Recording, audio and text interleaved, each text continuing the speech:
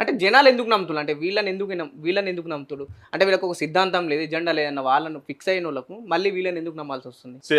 అదే ఆ పొరపాటు ఒకటి జరుగుతున్నది. తెలంగాణలో ఉన్నటువంటి మేధావులు కావచ్చు, తెలంగాణలో ఉన్నటువంటి చదువుకున్న వాళ్ళు జనానికి ఎడ్యుకేట్ చేయాల్సిన అవసరం ఉంది. జనం కూడా పరిగణనలోకి తీసుకోవాలి. కొన్ని జాగాలలో వాళ్ళకు కూడా జనాలకు కూడా ప్రత్యామ్నాయం లేదు. ఈ పార్టీలో వాడే ఉన్నాడు, ఆ పార్టీలో వాడే ఉన్నాడు అనేది కూడా జనాలకు ఉన్నది.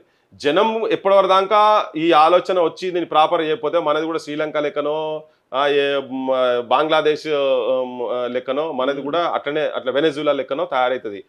బేకార్ దేశంగా తయారు కాబోతుంది. ఇటువంటి వాళ్ళకి అనుకుంటే ప్రజలు కూడా ఆలోచించాలి. ఇప్పుడు చాలా మంది ఏంటంటే ఈవెన్ టీచర్స్ కాన్స్టిట్యున్సీస్లలో కూడా పైసలు తీసుకొని వేసుకుంటారని అందరిని గురించి మాట్లాడతలేను, కానీ జరుగుతున్నది. కానీ ఎంతో త్యాగాలు చేసి ఈ దేశ విముక్తి కావచ్చు, ఈ తెలంగాణ విముక్తి గురించి త్యాగాలతో వచ్చినటువంటి ఈ ప్రాంత విముక్తిని ఇటువంటి చిన్న ఆలోచనలతోని చేసి కరప్ట్ ఆలోచనతోని ఒక మార్గదర్శకంగా ఉండాల్సినటువంటి అధ్యాపకులకు సంబంధించినటువంటి వాళ్ళు కూడా చిన్న వాటికి చిన్న పదవులకు ఇటువంటి ఆశ పడిపోతున్నారు. కాబట్టి కానీ దుస్థితి ఉన్నది. జనం అయితే డెఫినెట్గా ఆలోచించాల్సిన అవసరం ఉంది. ఒక ప్రత్యామ్నాయ రాజకీయ వ్యవస్థ, ఒక ఆలోచన ఉన్నటువంటి వ్యవస్థ కూడా రావాల్సిన అవసరం చాలా ఉన్నది.